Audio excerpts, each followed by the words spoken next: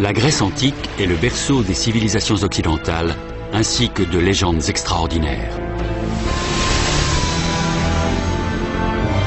Il y a la cité perdue de l'Atlantide, lieu mythique qui aurait été englouti par la mer. Est-ce sous cette île qu'elle est ensevelie? Il y a aussi le redoutable Minotaure, un monstre mi-homme mi-taureau qui attirait ses victimes dans un labyrinthe souterrain et les dévorait vivants. Ce palais possède-t-il la clé des secrets cachés derrière la légende? Comment le temple dédié à Zeus a-t-il donné naissance aux Jeux Olympiques que nous célébrons encore aujourd'hui? À Delphes, le célèbre oracle permettait aux Grecs de l'Antiquité de lire l'avenir. Quel est le mystère de ces étranges prédictions? De l'imagination des Grecs est né le premier théâtre, et de leur ingéniosité, la première arène et son acoustique. Comment ont-ils fait pour concevoir ce système de résonance que personne ne surpasse aujourd'hui? Le colosse de Rhodes était la plus haute statue de bronze jamais érigée. Comment ont-ils réussi à faire tenir debout cette incroyable statue de 32 mètres de haut? Et sur les hauteurs d'Athènes, le chef-d'œuvre suprême surplombe la cité, le splendide Parthénon. Comment les Grecs de l'Antiquité ont-ils pu réaliser toutes ces innovations révolutionnaires?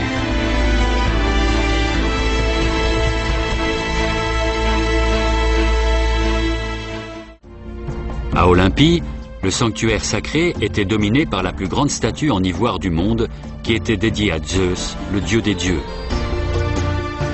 Mais bien avant la réalisation de cette statue, une autre race de héros surhumains avait fait la renommée d'Olympie, les champions des Jeux Olympiques.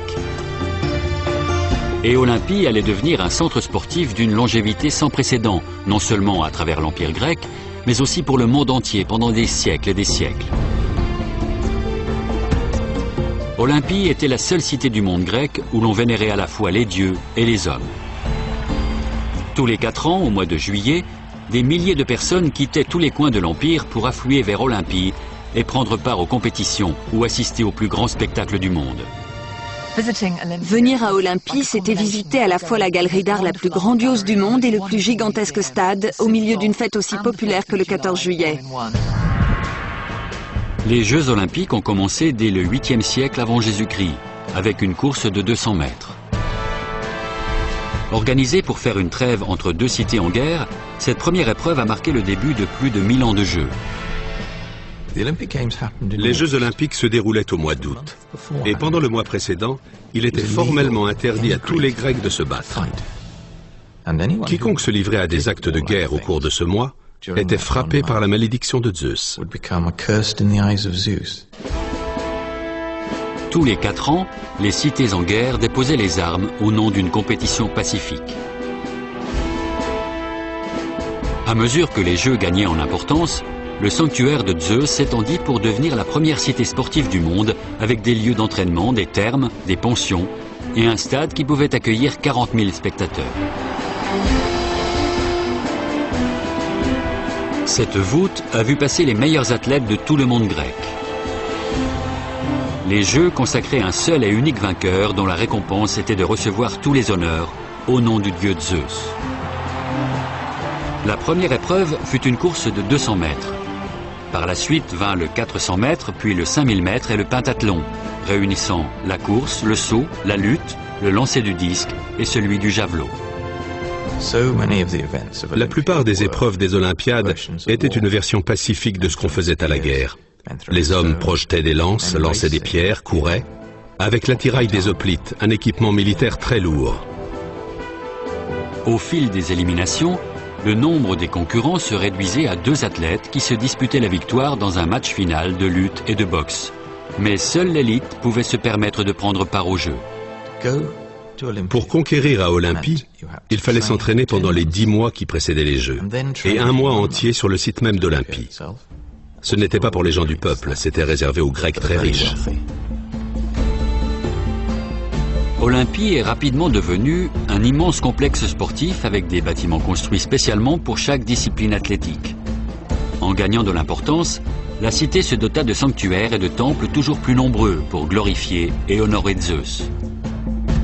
Mais à Olympie, on honorait aussi les champions, en inventant pour eux le gymnase et en construisant à côté une école de lutte et de boxe.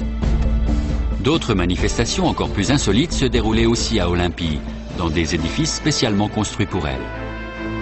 Un concours de sonneurs de trompettes et de héros avait lieu à l'extrémité du portique d'Écho, un bâtiment tout en longueur où chaque son se répétait 7 fois. Il y avait aussi un hippodrome où se tenaient des courses de chars et de chevaux montés. Jusqu'au signal de départ, les chevaux étaient retenus derrière l'hypaphésis, un système de barrière ingénieusement étudié pour garantir une équité totale. Les chevaux s'élançaient ensuite sur l'hippodrome de près de 800 mètres de long, un tour de piste moyen faisant environ 500 mètres. Le Grec qui gagnait les Jeux Olympiques ne remportait pas une médaille de métal précieux. Il recevait simplement un ruban qu'on lui mettait autour de la tête, une feuille de palmier pour saluer la foule et une couronne de feuilles d'olivier à remporter chez lui.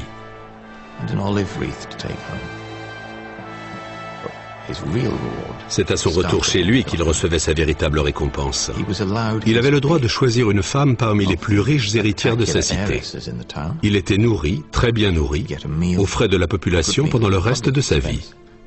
Et par-dessus tout, il accédait à la gloire. Il devenait quelqu'un qu'on saluait et qu'on montrait du doigt jusqu'à la fin de ses jours. Des statues étaient dressées à l'effigie des vainqueurs à travers la cité d'Olympie, et leur nom était même employé dans le calendrier grec. Les Grecs désignaient les années en fonction des lauréats des Jeux Olympiques. Ils situaient les événements en disant « l'année où un tel a gagné les Olympiades ». Les Jeux eurent lieu pendant 1200 ans jusqu'à ce que l'empereur chrétien Théodose Ier les abolisse en l'an 394 de notre ère parce qu'il les jugeait impies. La flamme olympique a aujourd'hui été rallumée et tous les 4 ans, une torche est transportée d'Olympie jusqu'à la ville choisie pour organiser le plus grand spectacle du monde.